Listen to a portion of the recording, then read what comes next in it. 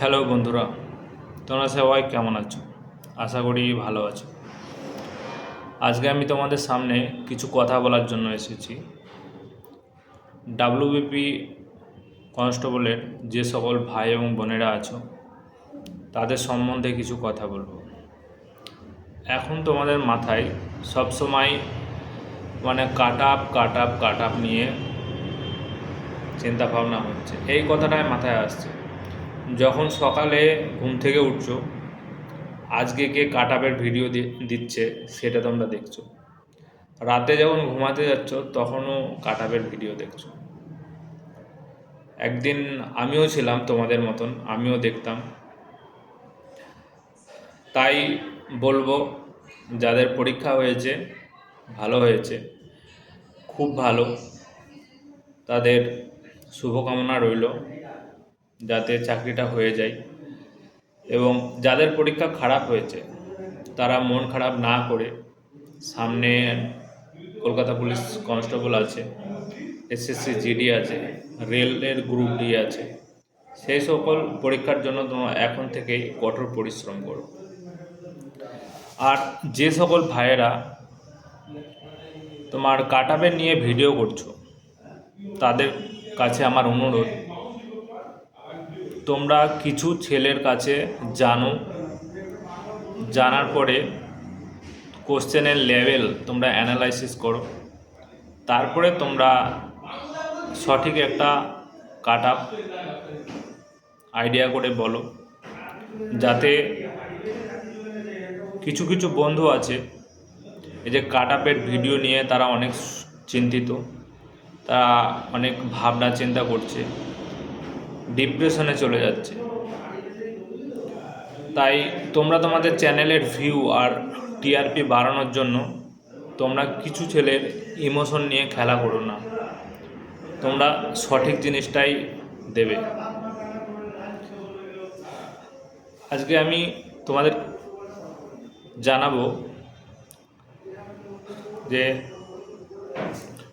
WBP কনস্টেবলের যে পরীক্ষাটা হয়ে গেল 30শে নভেম্বর,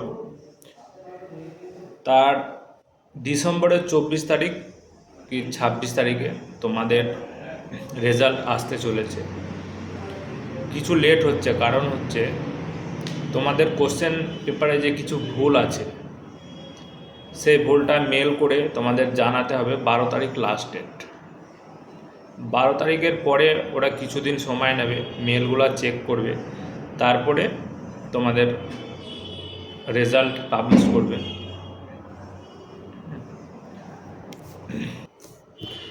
রেজাল্ট পাবলিশড হওয়ার পর জানুয়ারির ফার্স্ট উইক থেকে তোমাদের পিএমটি পিইটি শুরু হতে চলেছে।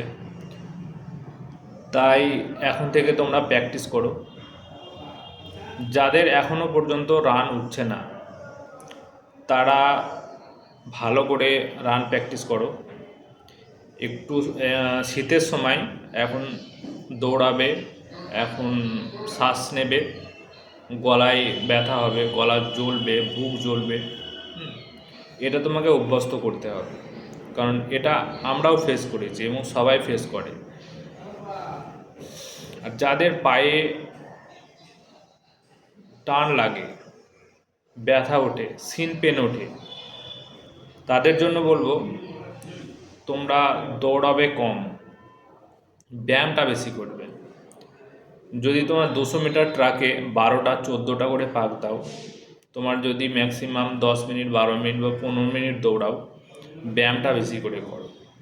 আর সকালবেলায় তোমরা বাড়িতে ছোলা, বাদাম এগুলো ভিজিয়ে রাখবে, এগুলো খাওয়ার চেষ্টা করবে এবং ব্যায়াম বেশি করে করবে। তোমাদের যখন পিএমটি পিইটি হবে, তোমাদের কিছু ডকুমেন্টস নিয়ে যেতে হবে। ডকুমেন্টসগুলো হলো, পিআরবি ওয়েবসাইটে যে তোমাদের অ্যাডমিট কার্ডটা দেবে সেটা কালার প্রিন্ট নিয়ে যাবে, কোনো জেরক্স নিয়ে যাবে না, কালার প্রিন্ট। মাধ্যমিকের যে 4টে জিনিস আছে, result, admit, registration, board certificate, এই 4টে নিয়ে যাবে। মেনলি দুটো দেখে, একটা রেজাল্ট আর বোর্ড সার্টিফিকেট দেখে, আর অ্যাডমিটটা দেখে। আর তুমি তোমার একটা আইডেন্টি প্রুফ নিয়ে যাবে, Aadhaar card, PAN card, voter card, driving licence, এগুলা নিয়ে যাবে। তবে এখন মূলত শুধু আধার কার্ডটা নিয়ে গেলেই হবে, কারণ এখন আধার কার্ডটাই বেশি সব জায়গায় প্রেফার করছে, গ্র্যান্ট করছে।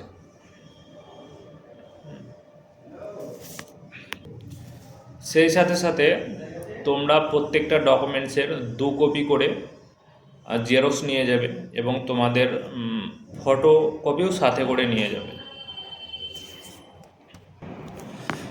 আমি আগের একটা ভিডিওতে আমার কিছু ভাইদের সঙ্গে তারা কেমন পরীক্ষা দিয়েছে, কেমন নাম্বার পেতে পারে সেটা আমি জেনেছি।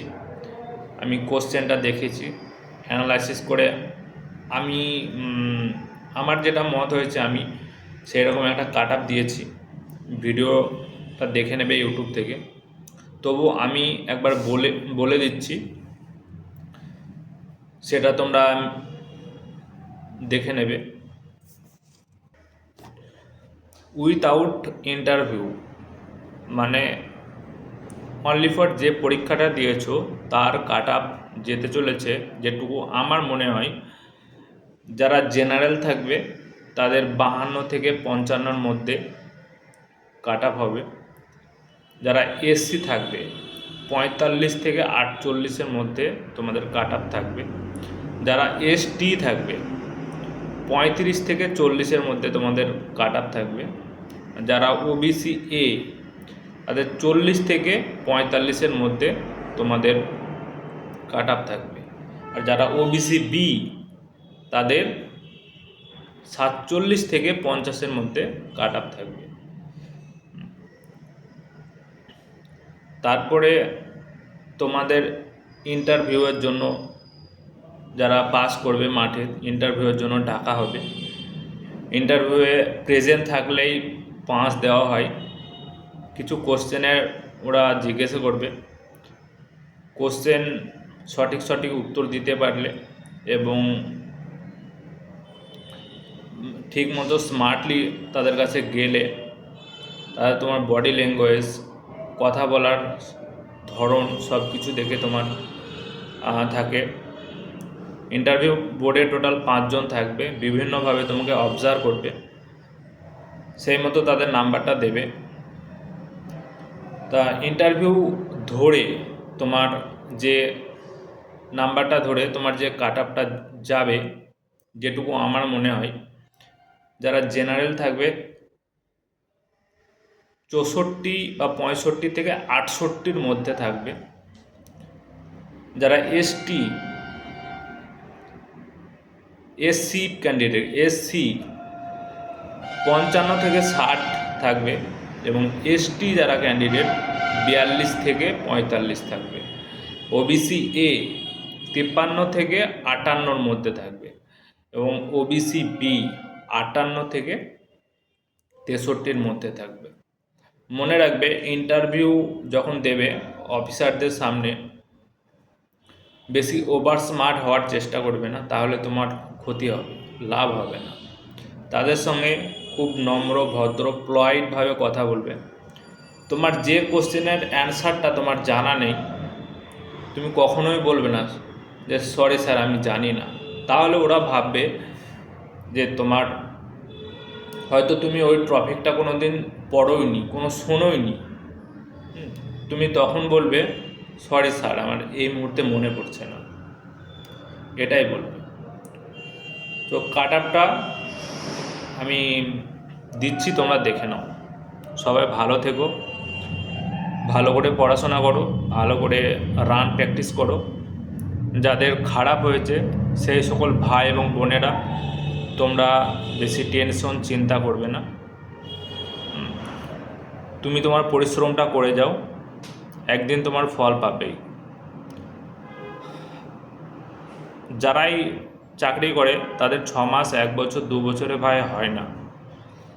তারা একটা চাকরির সিলেবাস শেষ করতে গেলে মিনিমাম তোমার 3 থেকে 4 বছর পড়তেই হবে।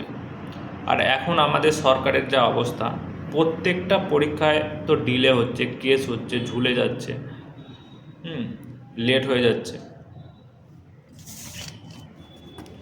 তোমাদের পরীক্ষার প্রশ্নপত্র বেশ মানে কঠিন, খুব কঠিন বলবো না, খুব সহজ বলবো না, মডারেট লেভেলে কোশ্চেন হয়েছে। কারণ এখন ভাই হবে, কারণ ক্যান্ডিডেট অনেক বেশি, পরীক্ষার্থী অনেক বেশি, কম্পিটিশন অনেক বেশি। যারা 2009, 10, 8 সালের দিকে চাকরি পেয়েছে, তারা অনলি ফর একটা চটি বই পড়তো, বাজার থেকে একটা হয়তো এমসিকিউ টাইপের বই কিনতো, সেটা পড়ে তারা চাকরি পেয়ে গেছে। তখন পরীক্ষার ফর্ম ফিল আপ হতো কম, চাকরি যেত খুব কম, কম্পিটিশন কম ছিল। কিন্তু এখন প্রচুর কম্পিটিশন ভাই। এখন যারা কনস্টেবলের জন্য পড়াশোনা করছে, গ্রুপ সি, গ্রুপ ডি এর জন্য পড়াশোনা করছে, তারা WBCS লেভেলের, মিসলেনিয়াস লেভেলের, রেলের NTPC লেভেলের বই পড়ছে। এখন আর ওই ভাষা কোশ্চেন ভাই আসে না, এখন প্রত্যেকটা পরীক্ষায় ডিপ থেকে কোশ্চেন আসে। মানে বইয়ের তোমার পুরো সারাংশ পড়তে হবে, সেখান থেকে তোমার প্রশ্ন আসে। এখন চাকরি পাওয়াটা অতটাও সোজা নয় ভাই। তাই যারা মনে করছো যে আমরা স্টেজে গোল মারব, 6 মাস 1 বছর পরে আমরা চাকরি করব, তাদের ধারণা ভুল। তোমরা ভালো করে পড়াশোনা করো, মনে জোর রাখো। চাকরির আর একটা নাম হচ্ছে ভাই ব্যর্থ। ব্যর্থ জীবনে আসবেই, ব্যর্থ থেকেই তোমার বাড়িতে তোমার বন্ধু বান্ধব, আত্মীয় স্বজন তোমাকে এমন এমন কথা বলবে, তুমি কষ্ট পাবে। সব কিছুর উপেক্ষা পরেও তোমাকে এগিয়ে যেতে হবে। তো সবাই ভালো থেকো। জয় হিন্দ, জয় ভারত।